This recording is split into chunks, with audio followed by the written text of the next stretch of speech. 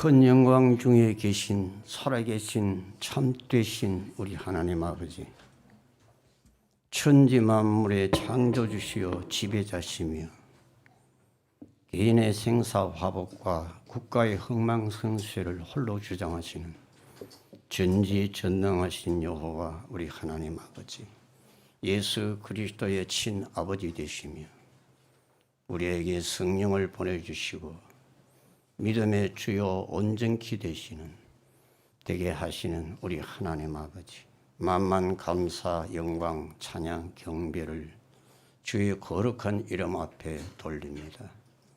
오늘도 주의 날을 맞이하여 주 예수의 이름으로 구속함을 받은 하나님 백성들 주님 앞에 모여서 주님을 예배하고 찬송하며 기도합니다. 주여 이 자리에 오셔서 우리의 예배를 받아주시고 우리의 기도를 들어주시며 말씀하여 주시고 은혜를 베풀어 주시옵소서. 아버지 구하오니 내 속에 정한 마음을 창조하시고 정직한 영을 새롭게 하시고 나를 주 앞에서 쫓아내지 마시며 주의 성신을 내게서 거두지 마시고 구원의 즐거움을 주사 자원하는 심령으로 주님을 섬기며 주의 말씀을 따라 살아가게 하여 주시옵소서. 주의 거룩한 행상을 우리 속에 이루게 하시고 예수님의 마음을 닮아가게 하여 주시며 믿음으로 말미암아 주님이 우리 마음에 계시게 하시고 성령으로 말미암아 우리 속 사람을 능력으로 강건하게 하시옵시며 우리가 사랑 가운데서 터가 굳어지고 뿌리가 박혀 모든 지식에 넘치는 그리스도의 사랑을 알아 하나님의 모든 충만하신 것으로 우리에게 충만케 하시고 끝까지 인내하는 믿음을 주셔서 모두 다 구원에 이르게 하여 주옵소서. 오늘도 주님이 영광 받으시고 주의 전에 모인 모든 무리들에게 은혜와 복을 주시며 이 나라를 기억하시고 악한 무리들의 손에서 건져주시며 자유, 평화, 통일을 허락하시고 세계 만방에 선교하는 우리 대한민국으로 축복하여 주시옵소서. 예수님 이름으로 기도하옵나이다. 아멘.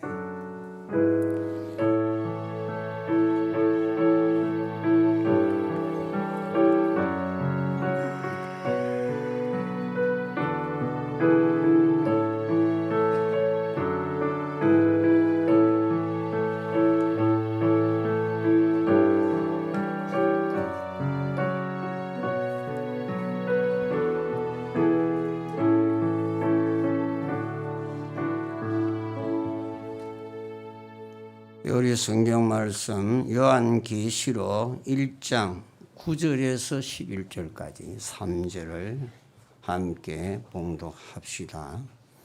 요한계시록 3장 9절에서 11절입니다. 요한계시록 3장 9절에서 11절.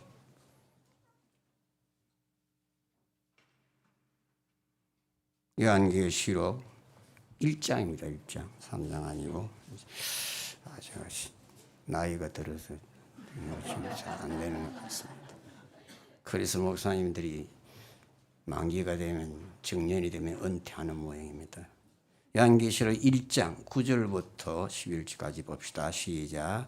나 요한은 명예여 예수의 환난과 나라와 참음에 동참하는 하나님의 말씀과 예수를 증언하였으므로 말미암아 밤모라 하는 숨이시오. 주의 날에 내가 성령에 감동되어 내 귀에서 나는 나팔 소리 같은 큰 음성을 들으니 이르되 내가 보는 것을 두루마리에 써서 에베소, 스무나, 버가모, 두아디라, 사데, 빌라델비아, 라오디아 등 7교회에 보내라 하시기로. 계속해서 끝절까지 한 번 더 읽읍시다. 계속해서 12절 시작.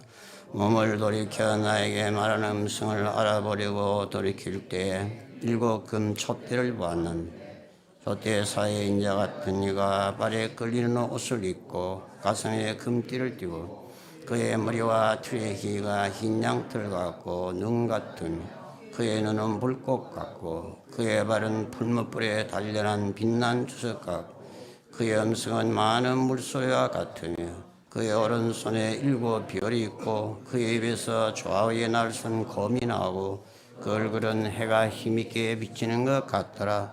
내가 볼 때 그의 발 앞에 엎드려져 죽은 자같이 되매 그가 오른손을 내게 얹고 이르시되 두려워하지 말라. 나는 처음이요 마지막이니 곧 살아있는 자라. 내가 전에 죽었었노라.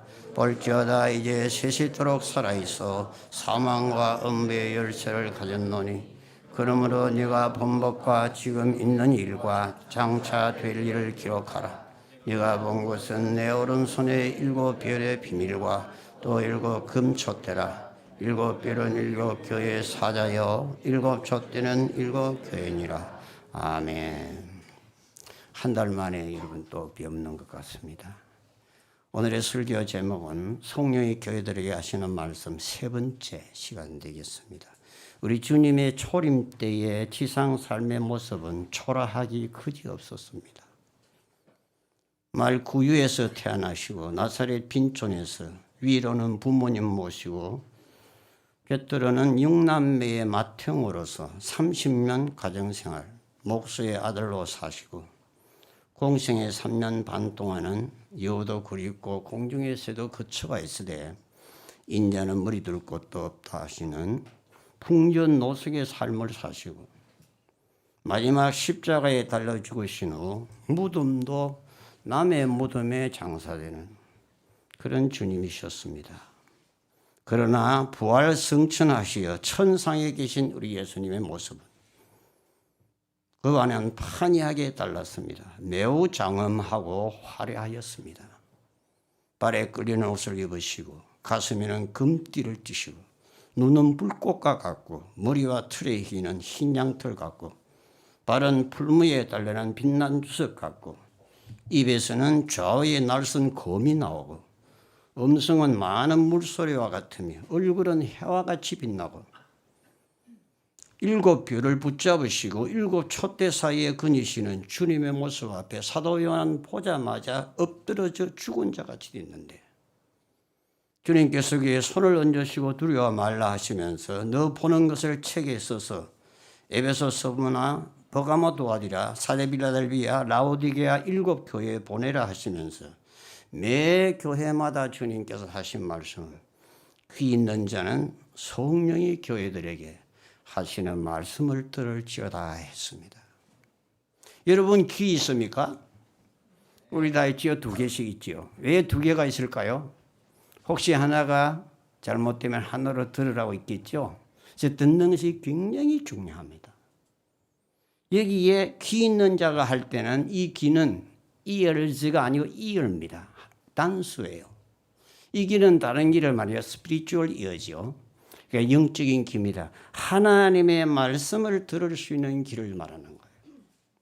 귀 있는 자는 성령이 교회들에게 하시는 말씀을 들을지어다.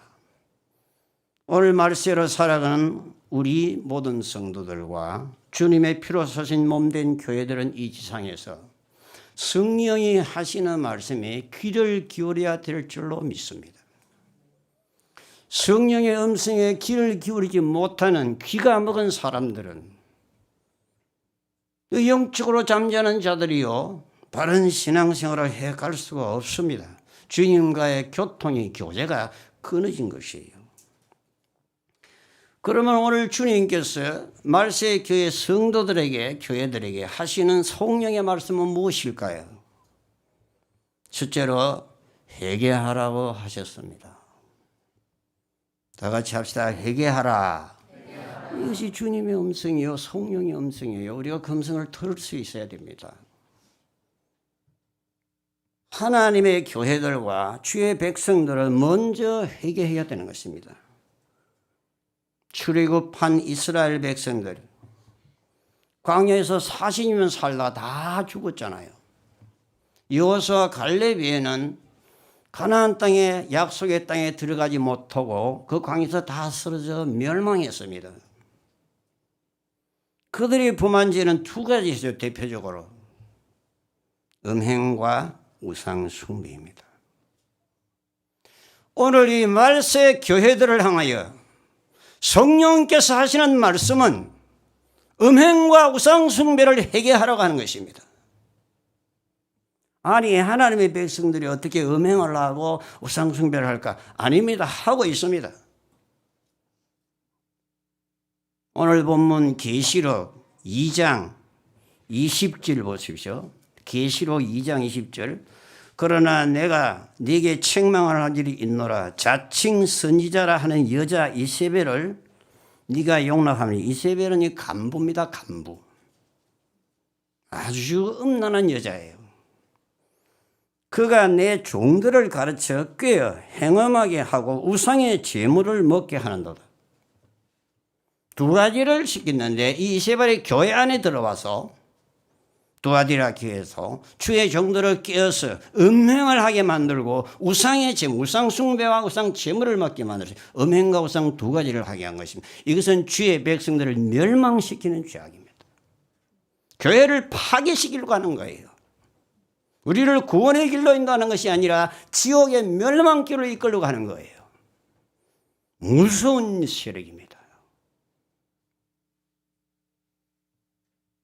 내가 그에게 회개할 기회를 주었으되 자기 음행을 회개하고자 아니하는도다. 볼지어다 내가 그를 침상에 던질 터이요 또 그와 더불어 간음하는 자들도 만일 그의 행위를 회개하지 아니하면 큰 환난 가운데 던지고 또 내가 사망으로 그의 자녀를 죽이리니 모든 교회가 나는 사람의 뜻과 마음을 살피는 자일 줄 알지라.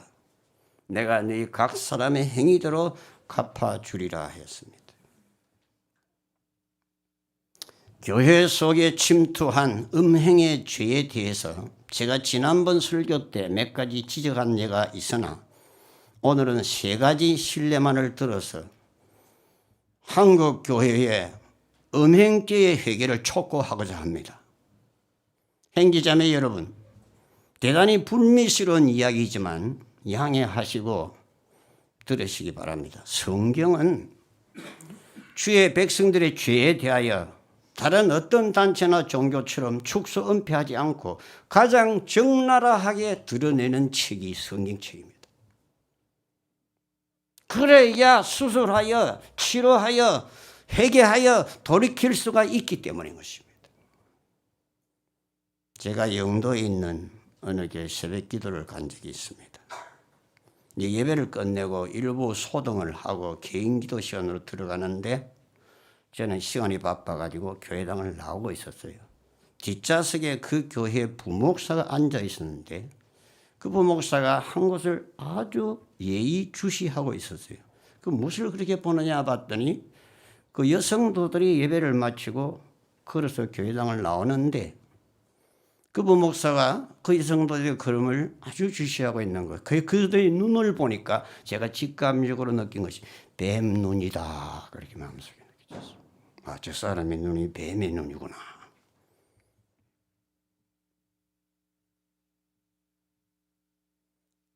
그 목사 나중에 다른 교회 원목사로 부임하게 되었는데 여성도들을 성추행하고 여고생을 성폭행하여 청년들이 들고 일어나 내쫓아 버렸습니다. 영도에 있는 교회입니다. 뱀은 음란한 짐승이에요. 에덴 동산에서 하와를 유혹하여 온 인류를 타락의 길로 몰고 갔지 않습니까? 음란한 자는 그 속에 뱀이 또 아리를 떨고 있는 거예요. 주님이 성령이 우리 안에 거하셔야지 사탄 음란한 뱀이 그 속에 상주하고 있으면 그 사람은 어떻게 되겠습니까? 멸망의 길로 가는 거죠. 나는 그 사람 회개했다는 소식을 듣지 못했어요. 지금까지도 회개도 안 했을 거예요. 베드로후서 한번 봅시다. 2장 14절로 19절. 벌써 바울 사도 때부터 이런 사람들이 있어가지고 자기를 자칭 선지자로 하면서 음란한 짓을 행하는 거짓 선생들이 있었어요. 베드로후서 2장에 14절부터 봅시다. 음심이 가다가 눈을 가지고 범죄하기를 그치지 아니하고 굳세지 못한 영혼들을 유혹하며 탐욕에 연단된 마음을 가진 자들이니 저주의 자식이라. 그들이 바른 길을 떠나 미혹에 미혹되어 보라의 아들 발람의 길을 따르는도다. 그는 불의의 삭스를 사랑하다가 자기 불법으로 말미암아 책망을 받되 말하지 못하는 나귀가 사람의 소리로 말하여 이 선지자의 미친 행동을 저지하였느니라. 17절. 이 사람들은 물 없는 셈이요 깡풍에 밀려가는 안개니 그들을 위하여 캄캄한 어둠이 예비되어 있나니 그들이 헛하는 자랑의 말을 토하며 그릇되게 행하는 사람들에게서 개우 피한 자들을 음란으로서 육체의 정욕 중에서 유혹하는도다. 19절. 그들에게 자유를 준다 하여도 자신들은 멸망의 종들이니 누구든지 진 자는 이긴 자의 종이 됨이라. 만일 그들이 우리 주 대신 구주 예수 그리스도를 알므로 세상의 더러움을 피한 후에 다시 그 중에 얽매이고 지면 그 자는 나중 형편이 처음보다 더 심하리니 의의 도를 한 후에 받은 거룩한 명령을 저버리는 것보다 알지 못하는 것이 도리어 그들에게 나으니라. 참된 속담에 이르기를 개가 그 토하였던 것에 돌아가고 돼지가 씻었다가 더러운 구덩이에 들어 누웠다 하는 말이 그들에게 응하였다. 2장 2절에 보면 여럿이 그들의 호색하는 것을 따르려니 이로 말미암아 진리의 도가 해방을 받을 것이요.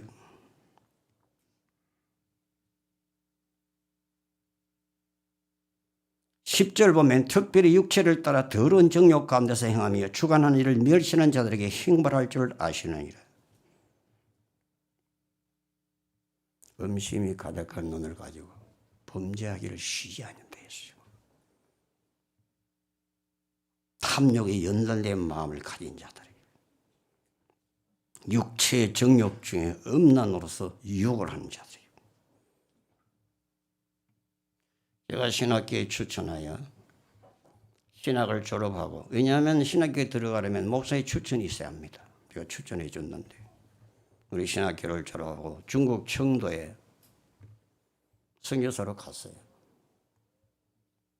이상한 소문이 있어 제가 확인하려고 중국 청도에 들어갔어요. 현지에서 세 아가씨와 부적절한 관계를 맺고 그 사실을 제가 직접 확인하고 제명을 시켰어요.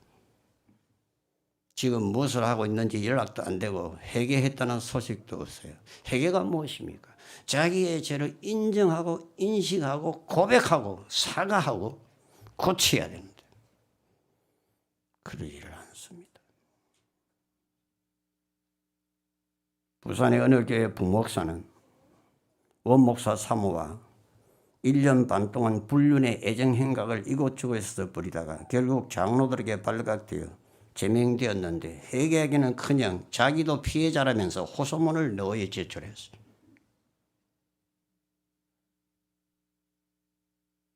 본인들뿐만 아니라 온 교회가 대호각성하고 회개해야 하는데 그런 말미암아 1000명의 교인들이 떨어져 나갔어요.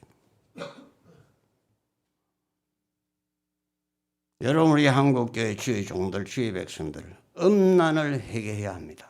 음란. 아주 지긋지긋한 거예요. 달아붙으면 결코 떨어지지를 않아요. 예수 그리스도의 피의 능력으로만이 떨어질 수가 있어요. 성령의 은혜만이 끊을 수가 있어요. 깊이 회개하고 산속에 들어가든지 기도원에 가든지 금식을 하든지 끊어내야 하는 것입니다.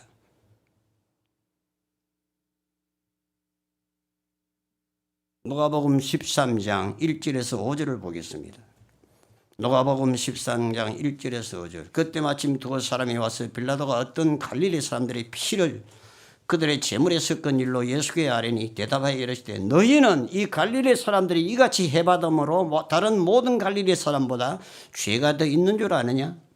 너희에게 이르노니 아니라 너희도 만일 회개하지 않으면 다 이와 같이 망하리라.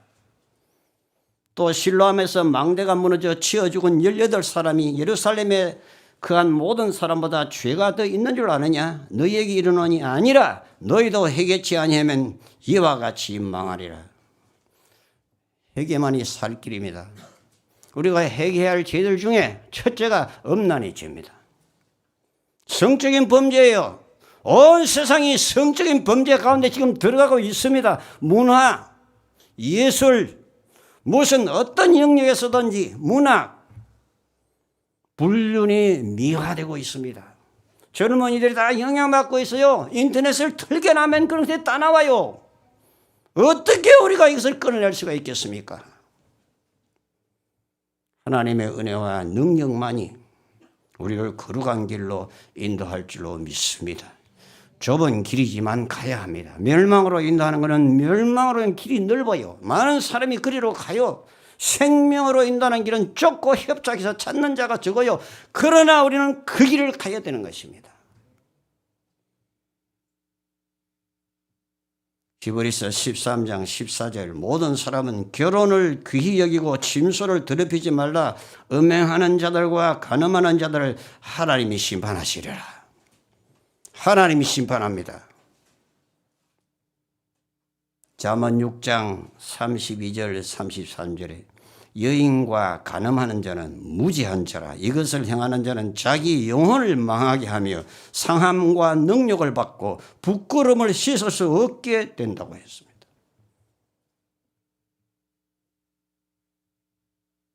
그 다음 한국 교회가 회개해야 할 것은 우상 숭배입니다.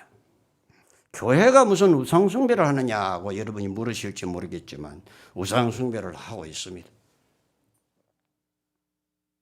하나님보다 더 사랑하고 의지하고 중요하게 생각하는 것이 다 우상이에요. 돈, 사람, 세상 권세, 명예, 쾌락 다 우상이 될 수 있습니다. 그 대표적인 것은 역시 돈입니다.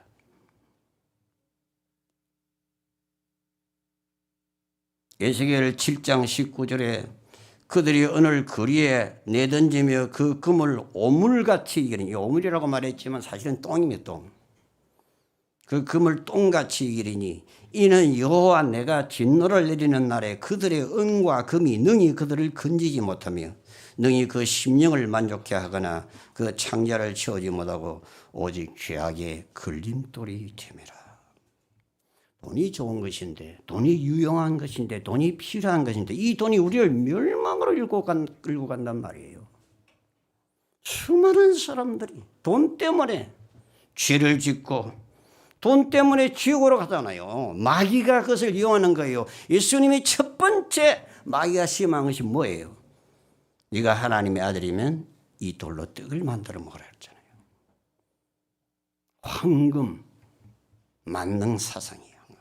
돈으로 사회해라는 거예요. 예수님 거절했어요. 돈, 사람이 떡으로만 사는 거 아니라고. 하나님의 입으로 나오는 말씀으로 산다고 했어요. 우리의 생명은 돈에 걸린 것이 아니에요. 우리의 생명은 하나님의 말씀에 있는 거예요. 우리가 하나님의 말씀을 지키면 시편 1편, 신명기 28편이 있는 것처럼 하나님이 축복하사 넘치는 복으로 들어오도 복 받고 나가도 복 받고 우양과 새끼와 생축과 모든 소생이 다 복이 넘치도록 주신다 했기 때문에 말씀이 먼저고 그 다음에 물질입니다. 공산주의가 왜 나쁩니까? 물질이 유물사관이 무엇입니까? 생산의 추이 변동사항이 인류의 역사를 발전시키는 동력이다 그렇게 주장하는 거예요. 즉 물질이 우리 역사의 발전의 동력이라는 거예요. 우리 역사는 누가 주관하는데요? 하나님이 하시잖아요. 아주 나쁜 사상이 물질 사상이 마귀 사상이에요. 유물론 사상, 유물사관 사상. 그게 수많은 사람들이 그게 탐닉하여 칼막스 이런 애 그냥 영혼을 팔고 있지 않습니까? 그를 위해서 자기 생애를 다 바치지 않습니까? 디모데전서 6장 7절에서 10절에 바울이 이미 2000년 전에 말했어요. 우리가 세상에 아무것도 가지고 온 것이 없으며 아무것도 가져가지 못하니 우리가 먹을 것과 입을 것이 있은즉 족한 줄 알 것이다. 물질은 우리 인생의 목적이 될 수가 없습니다. 그런 가치를 지니고 있지 않아요. 물질은 영원한 가치를 가지고 있지 않습니다. 그걸 있다가 없어지는 거예요. 우리도 빈손으로 와서 빈손으로 갈 것 아닙니까? 우리가 물질을 위해서 생명을 투자하고 전생애를 투자하겠습니까? 아니잖아요. 부활에 하는 자들은 시험과 올무와 여러 가지 어리석고 해로운 욕심에 떨어지나니 그 사람으로 파멸과 멸망이 이르게 하는 것이라. 돈을 사랑함이 일만하게 뿌리가 되나니 이것을 삼하는 자들이 믿음에서 떠나 많은 근심으로서 자기를 찔렀다고. 그런데 한국 교회가 주의 백성들이 주의 종들이 돈을 사랑하며 일만하게 뿌리가 되고 믿음에서 결국 떠난다고 했는데 하나님과 재물을 겸하여 섬기려고 노력한단 말이에요. 이것이 우상인 것입니다. 끊어내야 돼요. 돈이 우상이 된 한국 교회의 현실을 제가 고발합니다. 어느 교회 직분자 장로집사 근사 취임식인데 제가 갔어요. 친척이 있어 참석했는데 2시간을 예식을 하는데 금으로 시작해서 금으로 끝나요. 제가 그 교회에서 참석하고 나오면서 제 속으로 중얼거렸어요. 가난한 사람은 이 교회에 올 수 없겠다. 금으로 시작해서 금으로 끝나요. 상대리아 금빛 상대리아 밑에서 다 이식 진행하고 전부 금으로. 성경도 금박이 금이고 선물도 금이요. 제가 야 가난한 자가 어떻게 여기 오겠나. 아무 말 안 해도 오십시오 해도 갈 수가 없겠더라고.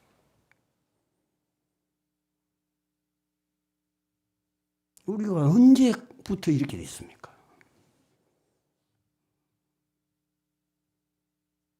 목사님 우리 교회 부흥회 좀 해 주십시오. 그 부흥회 목사님 첫마디가 돈 얼마 주실 건데요. 여러분 우리가 이렇게 타락했다고. 그 많이 주면 오고 적게 주면 안 온다는 뜻이에요. 미가서 3장 11절 보세요. 어느 순간에 우리의 사고 속에 생각 속에 돈이라는 것이 중심을 차지하고 있다는 거예요. 모든 사이에. 미가서 3장 11절 수천 년 전에 벌써 일이 있었어요. 미가서 3장 11절.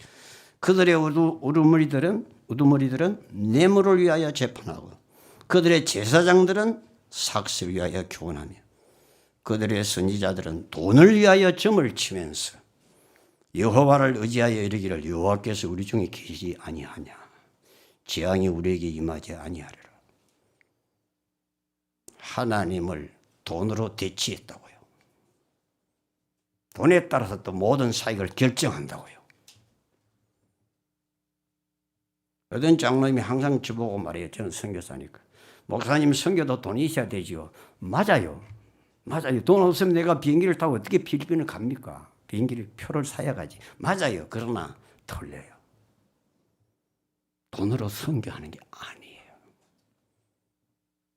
제가 아는 어떤 목사님이 경남 어령에 살았는데 아메이 설명을 듣고 온 교회 한 60, 70명 되는 교회를 전부 다 데리고 아메이로 들어갔어요. 아메이. 왜 들어갔냐? 거기서 다이아몬드만 되면 한 달에 1억이 넘어 나온다고 그래가지고 그 돈 받으면 온 세계 선교로 가겠다고 꿈에 부풀어가지고 들어갔는데 다이아몬드도 못 되고 교회는 풍지박산 되고 쫓겨나고 자기는 여러분 돈으로 선교하는 게 아니에요. 만일 돈으로 선교한다면 예수님이 제자들에게 이 땅에서 성전하시기 직전에 금덩이를 내려주면서 이금 가지고 선교해라 세계 선교를 했을 거예요. 그 말 하지 않았다. 오직 성령이 너희에게 임하면 너희가 권능을 받고 예루살렘과 온유대와 사마리아 땅 끝까지 내 증인이 되리라. 그리고 뭐라고 하긴 했어요. 내가 너희를 전대와 신발이 없이 두벌 옷이 없이 보냈을 때 부족한 것이 있었느냐? 없었나야 돼 있잖아요.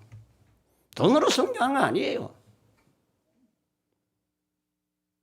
돈은 필요하면 하나님이 다 때에 따라 주시는 거예요. 왜냐하면 어떤 사장이 직원을 서울에 출장 보내면서 차비도 안 주고 호텔값도 안 주고 뭐 그 대접하는 것도 돈도 안 주면서 그냥 갔다 오라 하는 사장이 어디 있습니까? 출장을 가면 출장비를 당연히 지불하죠. 숙박비하, 호텔, 그리고 모든 비용들. 하나님이 호텔 사장만 또 못해요? 하나님은 우리에게 어떤 일을 시키실 때는 그 일을 성공적으로 이룰 수 있는 은혜와 능력을 주시지 않고는 시키지 않습니다.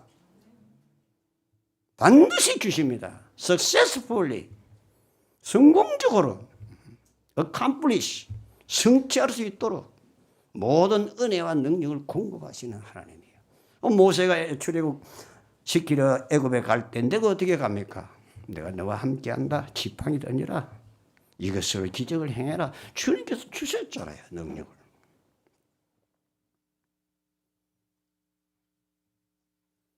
수백억 교회 돈을 아들 회사에 투입하여 배임 행위로 고소되어 재판정에 선 목사.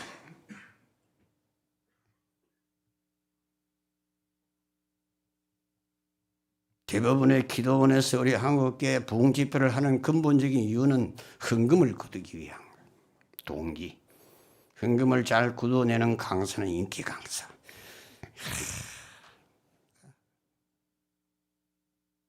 그때 목사님 부흥이 예약했어요. 매달 며칠부터 며칠까지. 그런데 조금 있다가 취소 전화 왔어요. 근데 목사님 지금 못 가겠습니다. 그랬어요. 그래서 그 목사님이 부흥회도 못하고 그 주간에 다른 기도원에 갔는데 기도원에 그 강사 목사님이 와가지고 집회하는 거예요. 그래서 기도원 원장에게 가서 물었어요. 이 강사님 섭외를 언제 하셨습니까? 자기보다 늦게 했는데 돈 많이 주니까 이쪽은 취소하고 돈 많이 주는 기도원으로 간 거지. 그래가지고 이 목사님이 속이 상해가지고 저한테 호소하더라고. 주의 종이 돈의 액수를 따라서 거치를 결정한다? 있을 수 없는 일이죠. 이게 우상인 것입니다. 또한 사치. 하나님의 종들이 사치를 한단 말이에요. 1억 명품 시계를 차고 고가의 외제차를 굴리면서 그것을 자랑으로 삼고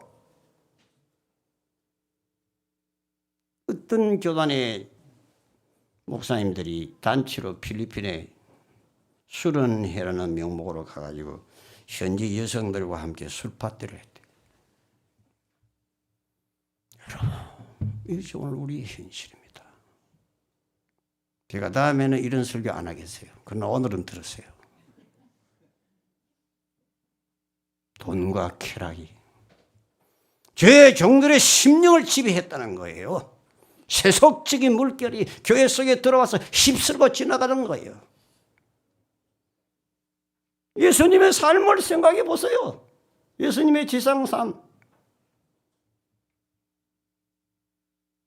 아프리카에, 아시아에 굶어 죽는 영혼들이 얼마나 많아요. 한 달러만 있어도 생명을 살릴 수 있다는데 주의 종들이 사치를 한다. 있을 수 없는 일이. 그건 죄입니다. 사치는 죄입니다.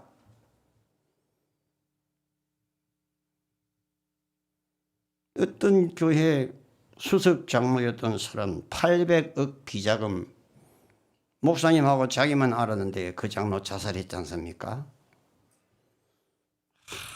여러분, 장로가 자살했다고. 800억 비자금 때문에. 목사님과 자기만 알아. 목사가 왜 교회 재정에 손을 댑니까? 목사는 말씀 전하는 것과 기도하는 데만 전무하고 재정은 집사 장로에게 다 맡겨요. 그냥. 그러면 되잖아요. 왜 그것을 간섭을 합니까?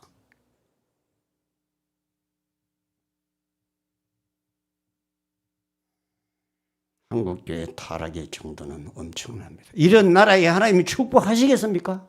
이런 교회가 있는 나라에 하나님 축복하시겠어요? 그 나라를?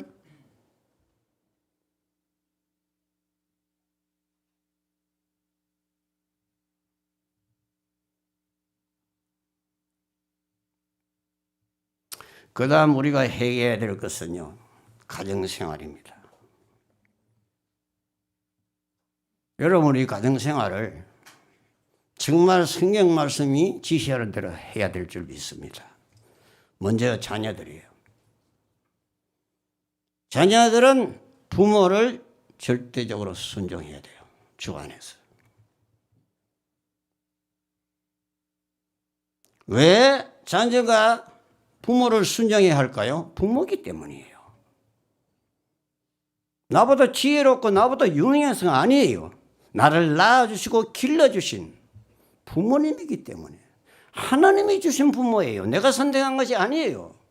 어떤 부모를 주셨든지 그 부모님을 공경해야 하는 것입니다. 자녀들아, 너희 부모를 주 안에서 순종하라. 이것이 옳으니라. 네 아버지와 어머니를 공경하라. 이것은 약속 있는 첫 계명이니 이래서 내가 땅에서 잘되고 장수하리라. 학교에서 아무리 잘해보세요. 친구들과 아무리 관계 좋아보세요. 아버지, 어머니 순종 안 하면 복 못 받습니다. 성경이 그렇게 말하고 있잖아요. 불효하는 자식은요, 인륜에도 어긋나는 거예요. 그런데 오늘 어떻게 해요? 디모데후서 3장에 보면 부모를 거역하며 그렇게 나오잖아요. 부모를 욕하고 부모를 천대하고 심지어 죽이는 자식도 있다고. 디모데전서 5장 4절. 믿는 자녀들은 자기 집에서 효를 행하여 부모에게 보답하기를 배우게 하라. 아니, 자기를 낳아주고 길러주고 지금까지 성장시켜준 부모도, 보이는 부모도 순종을 못하는 사람이 어떻게 보이지 않는 하나님을 순종하겠습니까? 거짓말이에요. 거짓말이라고. 보이는 부모도 순종을 못하는데 보이지 않는 하나님을 순종한다? 새빨간 거짓말이에요. 크게 해결해야 한다. 부모를 거역하는 자들.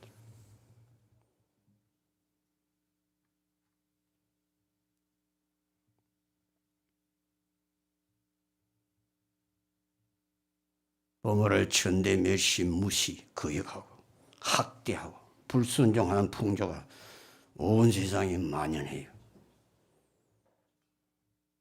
폭행까지요. 잠언 23장 22절. 너 난 아비에게 청종하고 네 늙은 어미를 경히 여기지 말라. 네 부모를 즐겁게 하며 네 난 어미를 기쁘게 하라. 한편 잠언 30장 17절에 아비를 조롱하며 어미 순종하기를 싫어하는 자의 눈은 골짜기 까마귀에게 쪼이고 독수리 새끼에게 먹히리라. 하나님이 저주를 하셨어요. 저주를. 인륜의 근본을 모르는 사람이에요. 어떤 사람 시골에서 부산에 오는데 늙은 어머니가, 그때 할머니 다 된 어머니가 얘야 고구마 좀 사가지고 가거라 그랬어요. 그 고구마를 이렇게 삶아가지고 싸가지고 주는. 아이고 어머니 안 가지고 가요. 내가 그냥 밥 사 먹으면 돼. 아니다, 고구마 가지고 가거라. 그때는 옛날이에요. 돈을 카드로 쓰지 않고 은행에 저금하는 그런 때가 아니에요. 이 현금을 들고 다니는 때예요. 저도 어릴 때 우리 어머니가 부산에서 장사를 했는데 항상 현금을 들고 다녀요.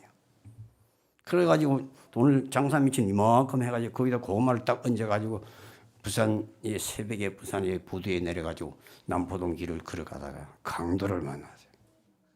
칼 딱 들고 있는 거 다 내놔라. 너 손에 든 것이 뭐냐? 고구마인데요. 고구마라고 벅 만져보니까 고구마거든. 그 밑에는 돈이 이만큼 들어요.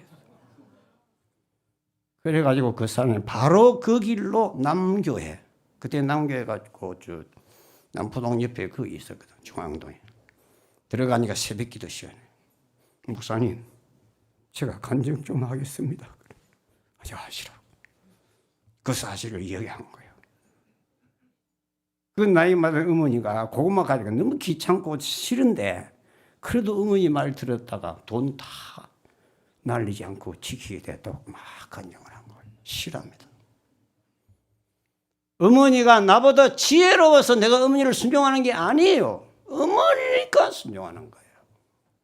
사리에 맞지 않는 것 같아도 순종하는 거예요. 어머니이기 때문에, 아버지이기 때문에. 여러분 가정생활에서 남편은 뭐죠? 남편. 여러분 부인 되시는 여러분, 가정생활에 남편 정말 순종하셔야 됩니다. 범사에 자기 남편에게 순종해야 합니다. 그거 물어봅시다. 우리가 왜 자기 남편에게 순종해야 합니까? 왜? 다른 말 하지 마세요. 따라하세요. 남편이니까. 그러죠? 왜 순종 안 합니까? 자기가 남편보다 신령하다. 믿음 좋다. 자기가 남편보다 똑똑하다. 자기 남편은 털렸다. 그래서 순종 안 하는 거예요. 그러면 안 돼요. 성경은 뭐라고 말했어요? 범사에 자기 남편에게 순복하라 했잖아요. 순복하라는 말이 뭐예요? 남편 하자는 대로 하라는 거예요. 남편 하자는 대로. 그게 순종이에요. 왜? 남편은 가정의 주님이십니다. 따라하세요. 가정의 주님은 남편이시다.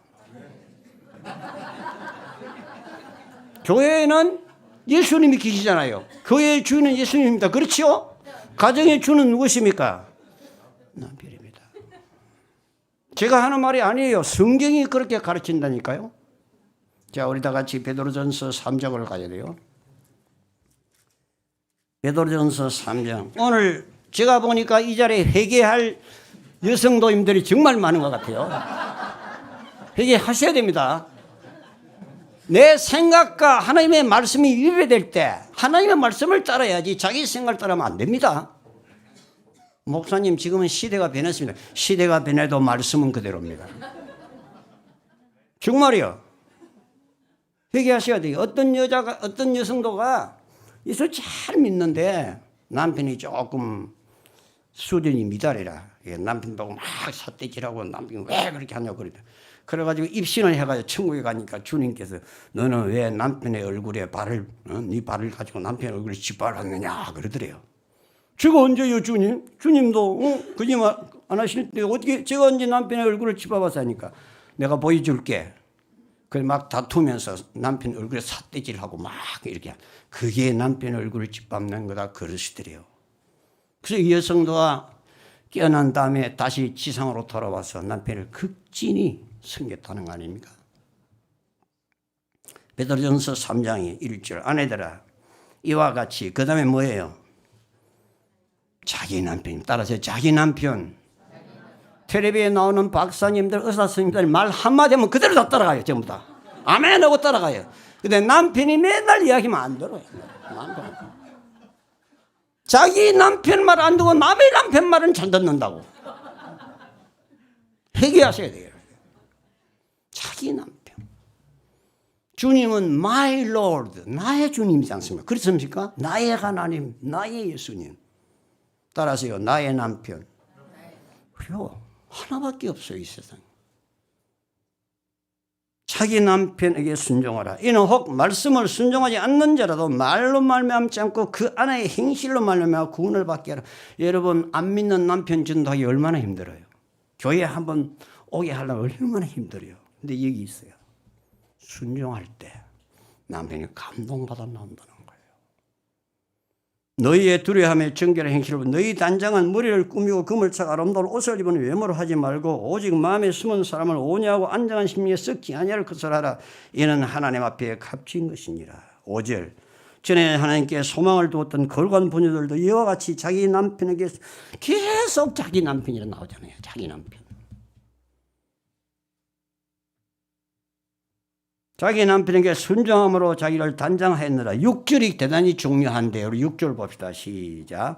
사라가 아브라함을 주라 칭하여 순종한 것 같이 너희는 서로 행하고 아무 두려운 일도 놀라지 아니하면 그의 딸이 된 것이니라. 우리 남자 성도들은 아브라함의 아들이요.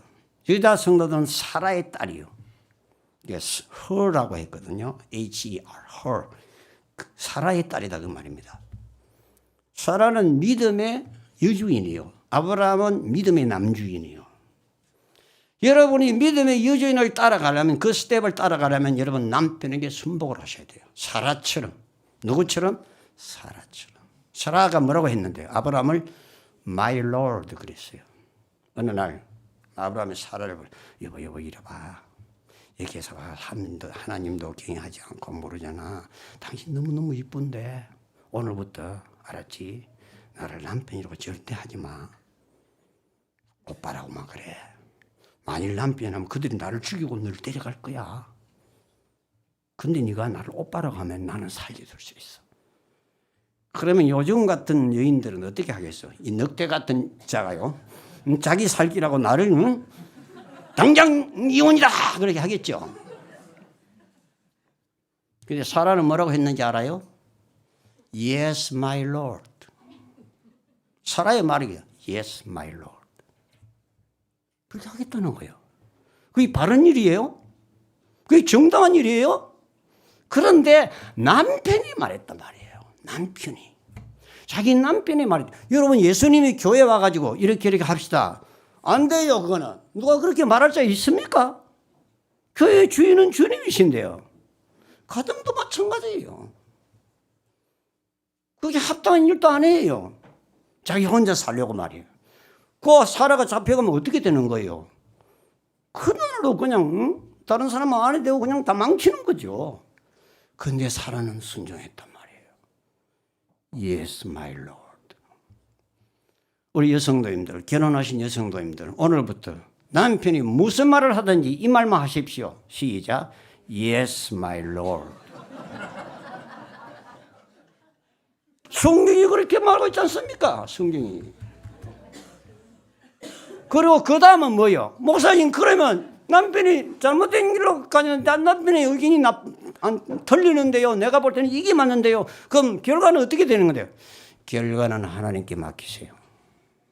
결과는 하나님께 맡기라고. 사라가 잡혀갔는데 한 드럭도 상하지 않았어요. 하나님이 완전 보호해 주시고 그 일로 인하여 아브라함은 거부가 되었어요. 왜? 사라의 믿음 때문에. 여러분, 내 지혜로 사는 게 아니에요. 믿음으로 사는 겁니다. 믿음으로. 왜 여러분 남편과 결혼했습니까? 그 남편을 왜 여러분 신랑으로 택했습니까?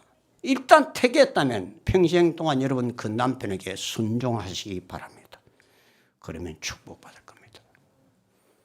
남편을 순종하지 않는 아내는 결코 행복할 수가 없습니다.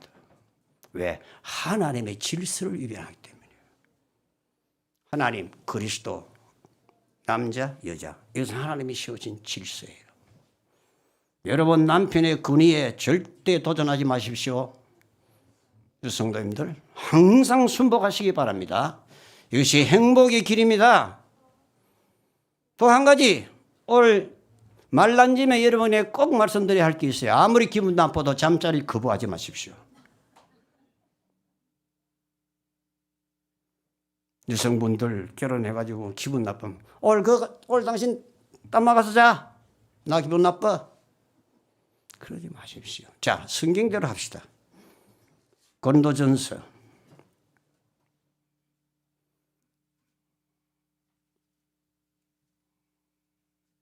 '우리 성경대로 해야죠.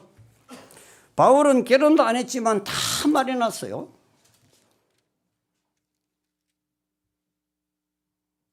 고린도전서 7장이에요. 고린도전서 7장 1절 너희가 쓴 문제에 대하여 말하면 남자가 여자를 가까이 아니함이 좋으나 음행을 피하기 위하여 남자마다 자기 아내를 두고 여자마다 자기 남편을 두라. 남편은 그 아내에 대한 의무를 다하고 아내도 그 남편에게 그렇게 할지니라. 4절 읽어보세요. 4절 시작. 아내는 자기 몸을 주장하지 못하고 오직 그 남편이 하며 남편도 그와 같이 자기 몸을 주장하지 못하고 오직 그 아내가 하나니. 5절 서로 분방하지 말라. 다만 기도해야 할 틈을 얻기 위하여 합의성 얼마 동안은 하되 다시 합하라. 이는 너희가 절제 못함으로 말미암아 사단이 너희를 시험하지 못하게 해요. 일단 결혼하면요, 자기 몸은 자기가 주장하는 거예요. 남편이 주장해요. 남편도 마찬가지. 일단 결혼하면 자기 몸은 아내가 주장하는 거예요. 한편에서 요구할 때는 언제든지 응해 줘야 합니다. 특별한 사정이 없는 한. 이것이 결혼의 언약이에요. 메리탈 듀티라는 거예요. 결혼의 언약이에요. 이미 여러분이 잠자리를 아무 특별한 사정 없이, 예를 들면 한 달에 한 번씩 오는 그런 거라든지 그런 거 없이 거부한다면 이미 여러분은 결혼의 서약을 깨뜨린 거예요. 그건 이혼 사유가 되는 것입니다. 성경에도 말했잖아요. 아무리 기분 나빠도 잠자리에는 같이 드시기를 바랍니다. 아주 못난 아내는, 세상에서 제일 못난 아내는 성을 무기로 삼는 아내입니다. 성을 무기로 삼는 아내. 아주 못난 사람이에요. 제일 아랫바닥에 있는 기준의 여자인 것입니다. 성을 무기로 삼으면 안 돼요. 그거는 기생이나 하는 짓이에요. 그래서 우리 가정에 남편은 아내를 무시하지 말고 학대하지 말고 자기 몸처럼 사랑해야죠. 그리고 우리 직장 생활에서 우리는 성실하게 일해야 되죠. 성실하게 일하지 않고 눈가림만 하고 사람 앞에서 하면 그건 회개해야 합니다. 주님께서 고린도서서 3장에서 너희는 그리스도를 섬기느니라 그랬거든요. 그리스도를 섬긴다 했어요. 우리가 직장에서. 자, 우리 시간이 갔으니까 오늘 말씀 그만큼 하고 우리 성경 한 구절 읽고 마치도록 하겠습니다. 다니엘서 12장. 우리가 해결할 것이 얼마나 많아요.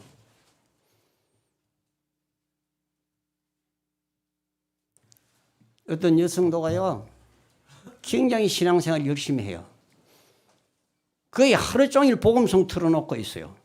그러고 유명한 목사님들 설교 계속 들어요. 교회도 열심히 다니고 철야하고 금식도 하고 기도도 해요. 그런데 남편은 순종 안 해요. 잘못 믿는 거예요. 잘못 믿는 거라고. 주님께서 그 신앙 인정 안 해요. 주님께서 이렇게 말할 거예요. 네 남편에게 순종해라. 김해 갔는데요. 초신자예요. 남자인데. 처음 만났는데 옆으로 설 오더니 목사님 내 말 좀 들어봐요. 우리 부인요 광신자예요. 어느 다른 교회 나가는데요. 맨날 철야하고 맨날 금식하고 새벽기도 하고 다 해요. 근데 내 말은 안 들어요. 그러더라고.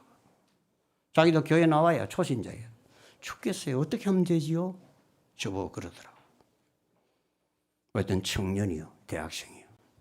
자기 동생은 여정송이었고 자기는 고등학생이었는데 우리 부산의 큰 교회 여자 집사님이 자기 엄마요. 목사님 내 얘기 좀 들어보세요. 우리 엄마는요 맨날 교회 가서 철야하고 금식하고요. 기도하고요.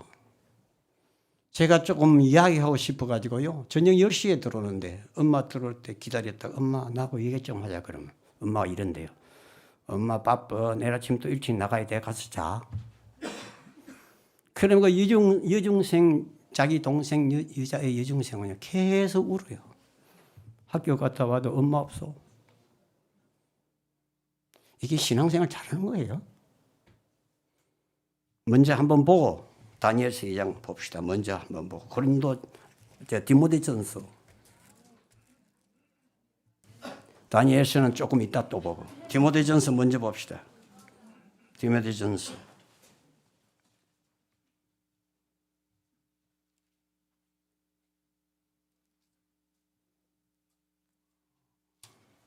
우리 신앙생활 바로 해야죠.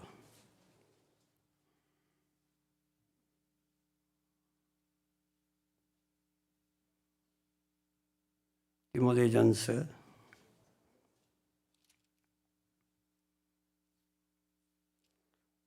5장입니다. 5장 8절이요. 5장 8절 시작. 누구든지 자기 친족, 특히 자기 가족을 돌보지 아니하면 믿음을 배반한 자요 불신자보다 더 악하다. 그 남자애가 요 저보고 그렇게 말했어요. 목사님, 내 그 교회 쳐들어가 가지고 한번 뒤집어 보려고 했는데 그러더라고. 왜 우리 엄마를 그렇게 그런 사람으로 만들었는지 내가 담임 목사를 아무리 만나려고 해도 안 만나준대요.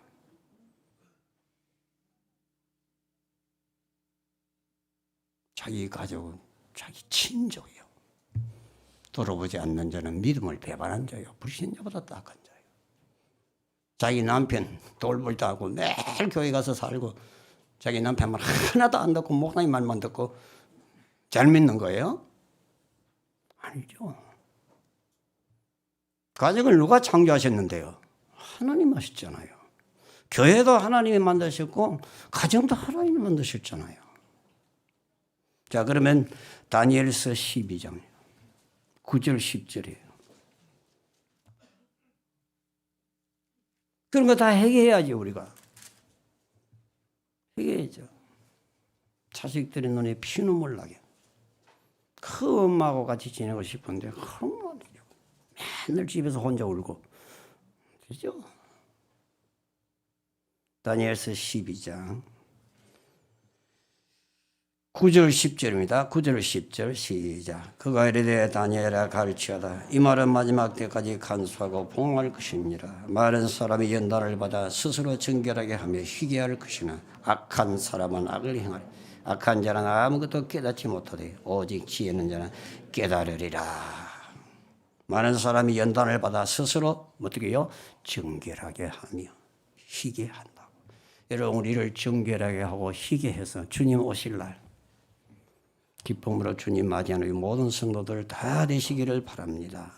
회개할 것을 회개해야 돼요. 찬송 다 일어나서서 259장을 부르고 마치겠습니다. 찬송 259장.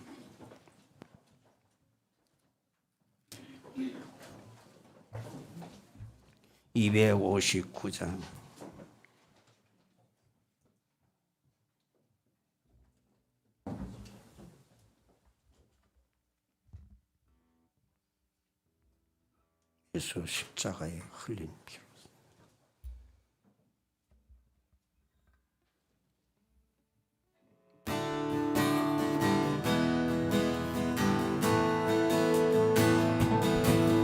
예수 십자가에 흘린 피로써 그대는 신기어 있는가. 더러운 죄 희게 하는 능력을 그대는 참지 않은가. 예수의 보혈로 그대는 신기어 있는가. 마음속에 여러 가지 죄악이 깨끗이 신기어 있는가. 예수와 만난 행동을 함께 그대는 행동을 하는가. 아무 때나 어디서나 그대는 십자가 붙들고 있는가. 예수의 보혈로 그대는 신기어 있는가. 마음속에 여러 가지 죄악이 깨끗이 신기어 있는가. 그대 영접할 예복이 있는가. 그대 보고는 거룩한 곳 천국에 들어갈 준비가 됐는가. 예수의 보혈로 그대는 신기어 있는가. 마음속에 여러 가지 죄악이 깨끗이 신기어 있는가.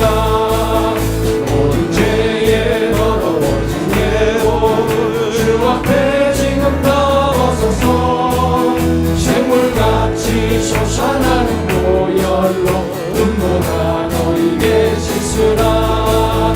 예수의 보혈로 그대는 신기어 있는가. 마음속에 여러 가지 죄악이 깨끗이 신기어 있는가.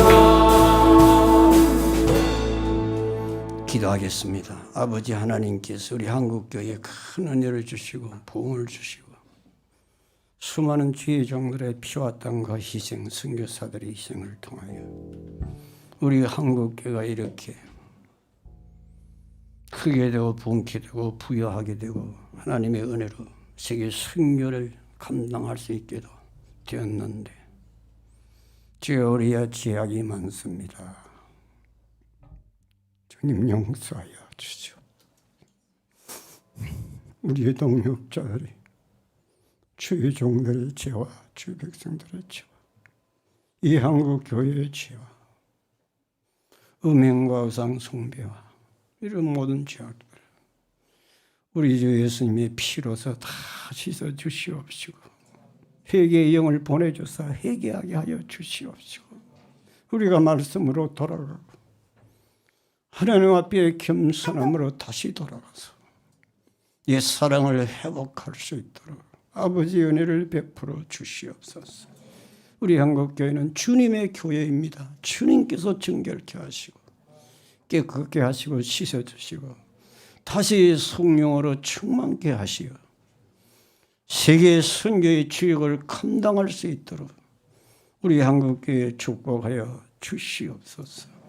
우리의 가정생활, 직장생활, 교회생활이 하나님께서 기뻐하시는 모든 것은 다 없이하여 주시옵시고 주님이 기뻐하신 삶으로 내 생각 내 뜻대로 살지 아니고 주의 말씀을 따라 살아가는 우리의 교회생활, 가정생활, 직장생활이 사회생활이 되게 하여 주시옵소서.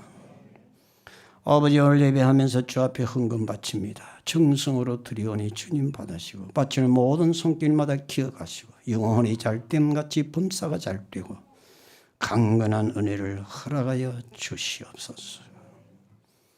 이 모든 말씀을 예수님의 걸어가신 이름으로 기도하고 이제는 우리 주 예수 그리스도의 은혜와 하나님 아버지의 무한하신 사랑과 성령의 교통하심이 이 자리에 참석한 주의 사랑 모든 백성들 위해 주들의 가정 위에 이제로부터 영원토록 함께 하실지어다. 아멘.